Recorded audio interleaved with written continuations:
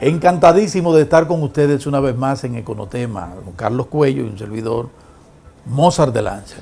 Aquí estamos, como cada semana. No estoy muy animado, Carlos. No. El derrotero que lleva el Licey. ¿Me entiendes? No, pero el Licey tiene que mandarlo a la Universidad Autónoma a ver si puede hacer una carrera. Está buena esa. Miren, señores, ya entrando en materia, el Licey se va a recuperar. La industria beisbolera criolla necesita unos Tigres del Licey competitivos, pero lo dejo ahí. Miren, esta semana, la semana que pasó, el gobernador del Banco Central... Eso es lo bueno, perdóname que te interrumpa, que con Licey perdiendo la economía está fortaleciéndose. El gobernador del Banco Central, en ocasión del 71 aniversario del Banco Central de la República Dominicana, dio a conocer un informe sobre el desempeño de la economía. Nosotros tenemos ese informe más o menos detallado aquí, y yo tengo la oportunidad de tener a Carlos Cuello conmigo, un hombre que sabe de eso, porque es economista y un hombre que le da seguimiento y está actualizado. Entonces vamos a discutir, vamos a dar a conocer el informe del Banco Central sobre el desempeño de la economía durante los primeros 9 meses del año, y los detalles de cuáles son los renglones que más han crecido. Pero ante todo nuestras felicitaciones por esos 71 años del banco, sí, y sobre todo al gobernador. Creo que quien más aniversario le ha celebrado el Banco Central. Así mismo. Así que ya cuando volvamos de la pausa, vamos a hablar de ese informe del Banco Central dado a conocer en ocasión del 71 aniversario. Nos vemos ahora.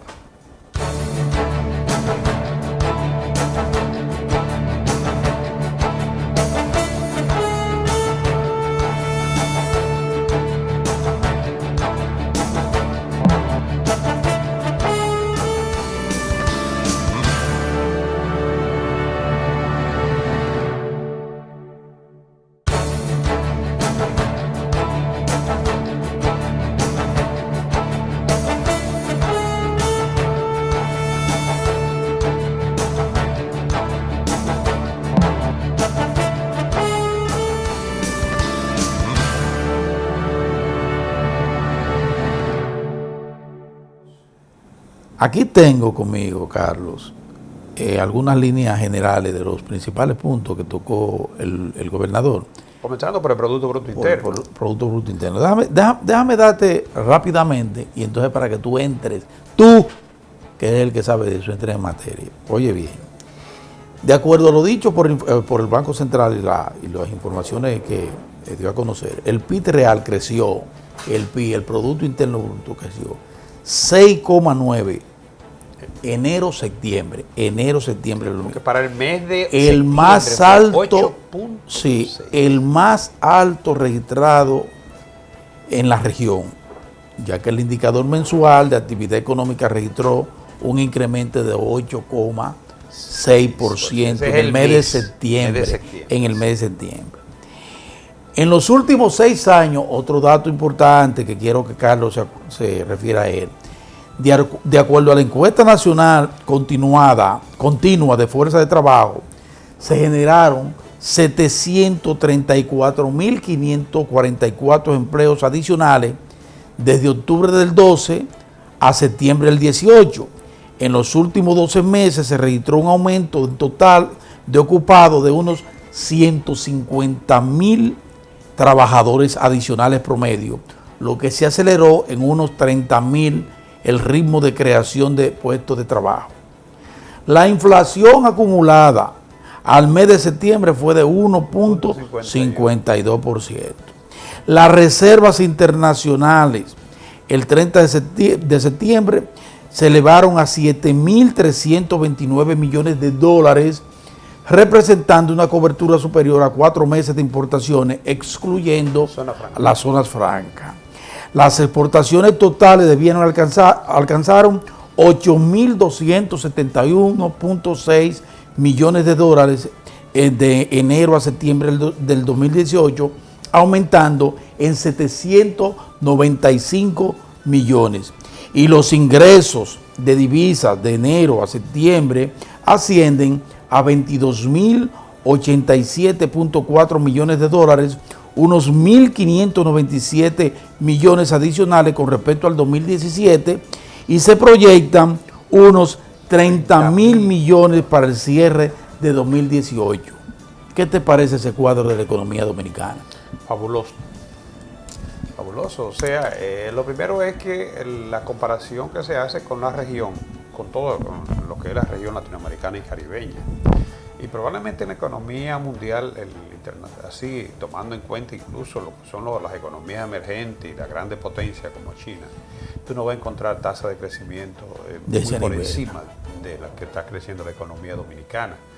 La comparación que se impone es la región latinoamericana y caribeña primero, donde las proyecciones son inferiores a un 2%, y la Centroamérica y el Caribe, y ahí donde las proyecciones son un poquito mejoradas, pero todavía la economía dominicana está muy por encima de cualquiera de las economías de la región, de subregión de Centroamérica y el Caribe. Eso no lo dice el Banco Central, eso lo acaba de decir ahora el Fondo Monetario Internacional y el Banco Mundial. Sí. Lo más importante es que también, viendo las expectativas, se proyecta que en el peor de los escenarios, el año estaría terminando en 6.5% de crecimiento, tasa de crecimiento. Una robustez para el año 2018. Sí. Ya estamos a nivel de los tres primeros tres últimos trimestres. Sí. Nos falta un trimestre, ya para cerrar el año, ¿no? Y el ritmo que lleva la economía de que va. No, el ritmo es difícil que se desacelere. Es muy hay difícil. Que destacar, y lo resaltaba el gobernador en su discurso, que esa dinámica de crecimiento arrancó en el segundo semestre del año 2017, sí, claro, luego de una desaceleración en el primer semestre de 2017, cuando se expandieron los agregados monetarios. O sea, se llevó a cabo una política monetaria flexible, precisamente para estimular el crecimiento. Esa medida, digamos, no logró plenamente su objetivo, porque el año pasado terminamos con un crecimiento ligeramente por debajo de lo que se tenía proyectado, 4.6, exacto, pero en el último, aunque tú tomaste las medidas para dinamizar el segundo semestre, no quiere decir que de inmediato haya una respuesta de oferta y de cosas. Claro, claro. Sin embargo, en este año, precisamente cuando se sintieron con más crudeza esas medidas, ¿no? Que por cierto, desde el primer trimestre eso se dio. Y lo más importante de esto es que se ha logrado ese crecimiento con estabilidad de precios. Sí. Eso yo creo que es importante. Hay dos aspectos ahí a resaltar de las cifras que tú exponías. Primero, que el crecimiento del producto ha permitido generar empleo, oportunidades, sí, fuentes de ingresos. Sí, claro. Es lo que la gente se pregunta, ¿y para qué sirve ese crecimiento? No, si no hay crecimiento no puede haber generación de empleo, no puede haber inversión en la economía. Así es. En este caso, mayormente inversión privada. Claro. Porque es cierto que la inversión pública se ha reducido a su mínima expresión, o sea, apenas estamos hablando de 85-15, claro, el presupuesto, en lo que se refiere al gasto de capital, gasto corriente. Sí. Sin embargo, días atrás nosotros aquí comentábamos un estudio donde la inversión privada no solamente que ha superado la inversión pública, sino que mantiene su ritmo de crecimiento. Sí. Prácticamente, sobre todo en el turismo y zona franca. Eso yo creo que no ha pasado un mes sin que el presidente vaya a tirar un palazo para un proyecto turístico. En esta semana pasada, sí, dos ocasiones, 100 millones de dólares. En dos ocasiones, en dos zonas. Entonces, lo importante para la economía es que haya inversión y que esa inversión de alguna manera va a generar algún valor agregado. Entonces, eso yo creo que es un dato muy importante. En el caso de la inversión extranjera, que es el único de los 4 sectores generadores de divisas que está ligeramente por debajo, pero es apenas un 1%. Pero seguimos siendo el principal país que más capta inversión extranjera en Centroamérica y el Caribe, ¿no? Hay otros datos ahí muy importantes que tú no lo tocaste, que es el del... Bueno, tú tocaste las reservas internacionales, pero claro, superiores a los 7.000 millones de dólares, muy superior a la del año pasado, ¿no? Muy superior. Pero eso es mucho dinero, 4 meses y tanto, y un poquito más para las importaciones. Exacto, lo cual permite en cualquier momento, digamos que estabilizar el tipo de cambio, si fuese necesario, ¿no? Que es una de las variables que preocupa un poquito. Aunque el gobernador dijo que no tiene por qué preocupar esos 3 puntos de diferencia que se ha dado en el mercado cambiario, que por primera vez en muchos años varios años, vamos a decirlo, en 15 años, no había habido una tasa de cambio superior a 50 más 1. Fíjate que lo que ha pasado. Y subió un poquito y dicen que fue inducida. Tú y yo analizábamos los otros días el hecho de que romper una barrera planteaba ya... un elemento psicológico, sí, incluso exacto, importante. Y lo que ha pasado en este caso es que, en primer lugar, los sectores generadores de divisas, todos han estado incrementando. Sí, claro. Incluso el país ha generado más de 1.500 millones, casi 1.600 millones de dólares, sí, con respecto al año pasado en divisas. Sí. Tanto las remesas, las exportaciones que reflejan ahí más de 8.000 millones, sí, en los primeros 9 meses, sí, lo cual proyecta exportaciones por encima de la del año pasado, que rompió récord, que fueron 10.000 millones de dólares. Sí. Entonces, cuando tú sumas exportaciones, remesas, zona franca, inversión extranjera, ahí tú tienes los principales sectores generadores de divisas de la economía dominicana. Cierto. Y esos generadores responden por más de 22 mil millones de dólares, que 1.600 millones casi, claro, superior a lo del año pasado. Sí. O sea que eso te indica a ti que la oferta de divisas ha estado a la altura. Ahora bien, ¿qué ha pasado con la demanda? En primer lugar, la demanda para importaciones recarga la factura petrolera con un 38% por encima del año pasado, sí, más de casi 800 millones de dólares. Nosotros ya hemos dicho que se proyecta que probablemente vamos a tener una factura petrolera con 1.000 millones de dólares más que el año pasado. Lo que pasa es que en estos días el petróleo llegó a colocarse a 70. Es que se proyectó superior a 75. Se proyectó a 50 a 75. Tanto, ha ido bajando, sí. Pero se va a mantener la franja de 70, 80. Exacto. Entonces, esa factura petrolera es gravita. Pero lo otro es que el solo hecho de que la economía esté creciendo por encima de su potencial, eso también plantea mayor demanda de divisas para atender las necesidades. Y eso impacta el mercado. Los requerimientos de consumo. Necesariamente. Porque el consumo responde por casi la 3/4 parte de lo que es la economía. Sí, sí. Entonces, a eso agrega los movimientos de tasas de interés en los Estados Unidos también, sí, y el incremento en el costo de la deuda, lo cual plantea mayores requerimientos de demanda de divisas. Pero no obstante eso, pero tenemos ante cualquier contingencia tenemos ahí una buena reserva. Lo importante es que la depreciación cambiaria se mantiene dentro de lo proyectado, que fue un 4%, está en un 3.2%. Por eso el gobernador dijo que eso no era nada, ¿no? Que no hay problema. Porque la depreciación está dentro de lo programado. Incluso te voy a decir algo, yo creo que lo comentábamos la semana pasada, se proyectó que para diciembre iba a estar a 51 y que la media sería 50. Y lo que tenemos 50 ahora, que la media está por debajo de 50, claro, porque en principio en enero fueron 48 y tanto. O sea que ellos están manejando, va dentro de lo programado, dentro del programa. Igual que la inflación. Y no creo que se les escape a las autoridades porque tienen capacidad de respuesta. Hay capacidad de respuesta. Solo esa cantidad de recursos, más de 7.200 millones, casi 7.300 millones de dólares en reserva, lo dice todo. Hay capacidad de respuesta sin desactivar la economía. Vamos a ir a la pausa porque cuando regresemos entonces vamos a venir con cada uno de los sectores que crecieron y la perspectiva de la economía. Volvemos.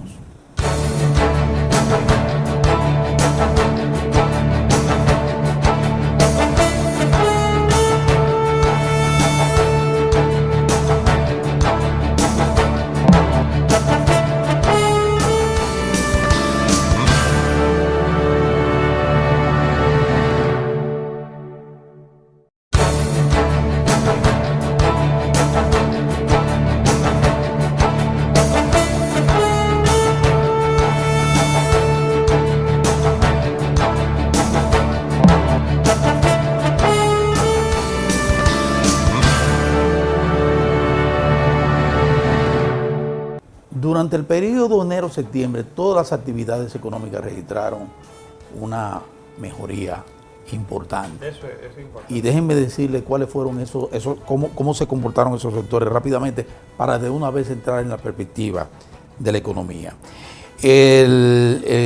Construcción tuvo un 10.9%, casi un 11%. Zona franca 12%, el comercio 8.9%, salud 8.7%, comunicaciones 8%, servicios financieros 7.7%, agropecuario 6.9%, casi 7%, transporte y almacenamiento 6.7%, La manufactura local 6,3%. La energía y agua 6,1%.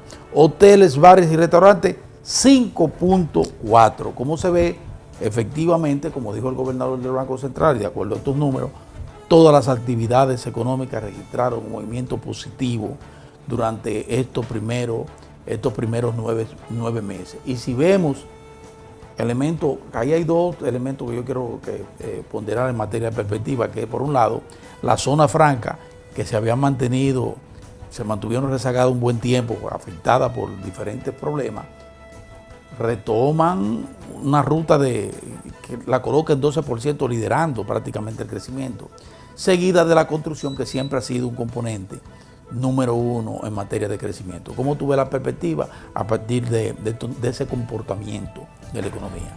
Mira, la proyección que el propio Banco Central presenta en las gráficas que ilustran el gobernador, convergen en que en el peor de los escenarios el año 2018 terminaría con 6,5, exactamente.